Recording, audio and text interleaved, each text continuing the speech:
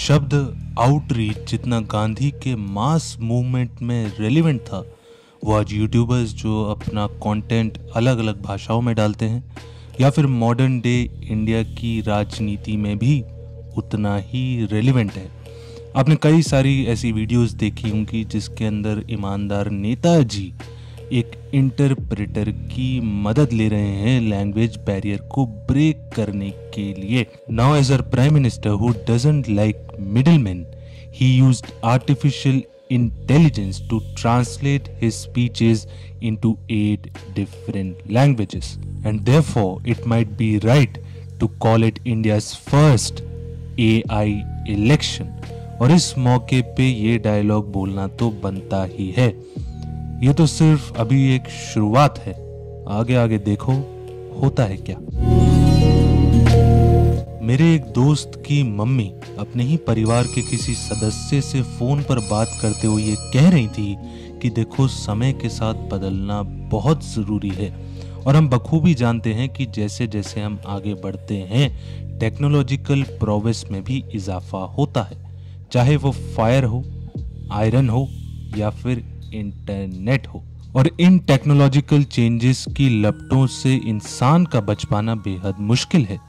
इसलिए बेहतरी इसी में रहती है कि हम लोग भी टेक्नोलॉजी पे कैपिटलाइज करें। जैसे मैं आज अपनी आवाज में अपने व्यूज आप तक पहुंचा पा रहा हूँ। E commerce based on the internet, iron tools instead of stone tools for increasing productivity etcetera. And hence राजनीति के भी इस खेल में जो भी व्यक्ति टेक्नोलॉजी को टैप करेगा, ही और she will improve the chances of winning. पिछले 30 सालों के लगभग हर चुनाव में नई नई टेक्नोलॉजी ने नई नई इलेक्टोरल स्ट्रेटेजी को जन्म दिया। जैसे कि 2007 के यूपी असेंबली इलेक्शंस में मास मोबाइल फोन, 2014 में होलोग्राम और आज के दौर में आर्टिफिशियल इंटेलिजेंस। इन सोशल मीडिया प्लेटफॉर्म्स का महत्व चुनाव के इस खेल में समझने के लिए मैं आपको ले चलता हूं 2014 के चुनाव में, जिसको कई लोग सोशल मीडिया इलेक्शन या फिर फेसबुक इलेक्शन भी कहते हैं। वो ऐसा इसलिए कहते हैं क्योंकि उस चुनाव में बीजेपी ने डिजिटल स्पेंडिंग में 500 करोड़ रुपए खर्च किए, which allowed them to connect with India sizeable population.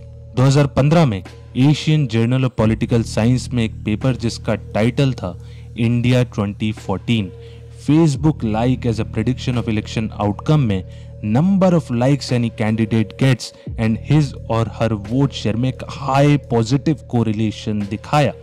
यानी कि जिसके जितने ज्यादा लाइक्स उसको उतने ही ज्यादा वोट शेयर मिलने की संभावना है।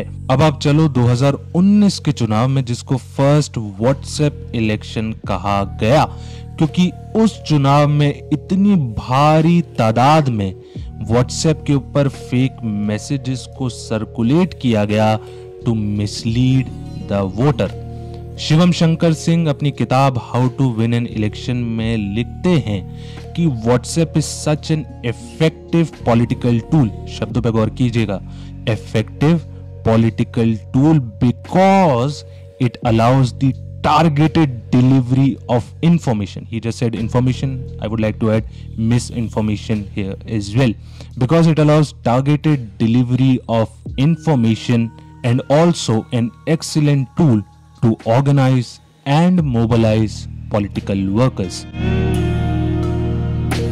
स्लोवाकिया में साल 2023 के पार्लियामेंट्री इलेक्शन से 2 दिन पहले फेसबुक पे एक रिकॉर्डिंग शेयर की गई।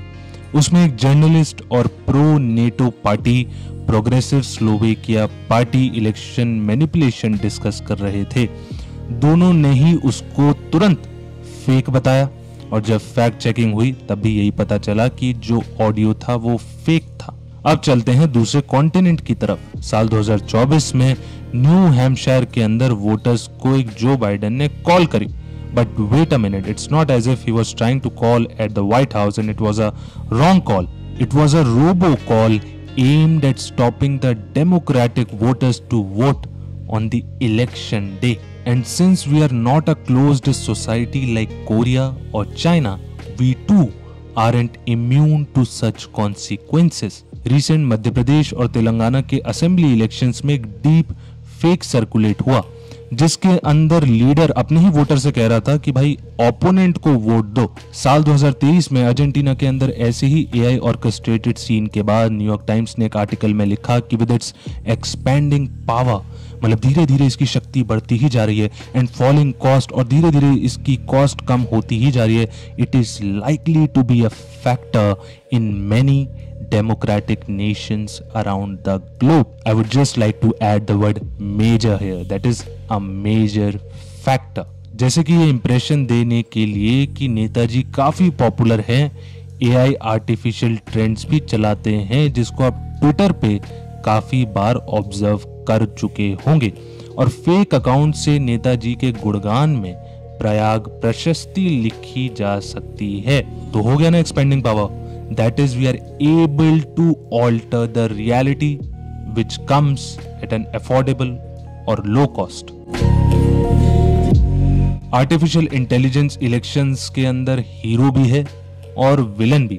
अगर वो नेताजी की मदद कर दे, जैसे कि माइक्रो टारगेटिंग स्ट्रेटेजी में, तो वो नेताजी के लिए हीरो है, और वहीं पे अगर नेताजी का एक डीप फेक बना दे जिसके अंदर वो अपने वोटर से बोल रहे हैं कि भाई ओपोनेंट को वोट दो, तो वही आर्टिफिशियल इंटेलिजेंस उनके लिए विलन बन जाएगा।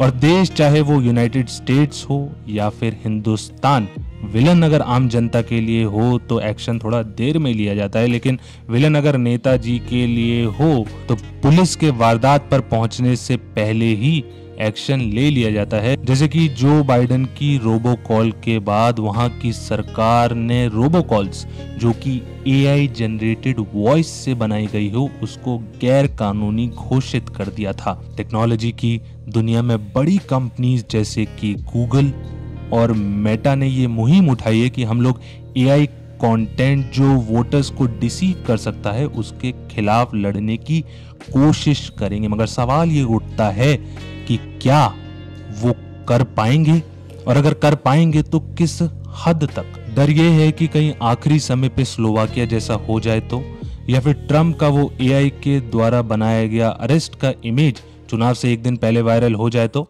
तब क्या असर पड़ेगा, ये देखने वाली बात होगी। 5 साल के अंदर आर्टिफिशियल इंटेलिजेंस की भी उम्र हो जाएगी, वो भी तजुर्बेकार हो जाएगा और शक्तिशाली भी, और हम भी इसके पैंतरों से अवगत होंगे।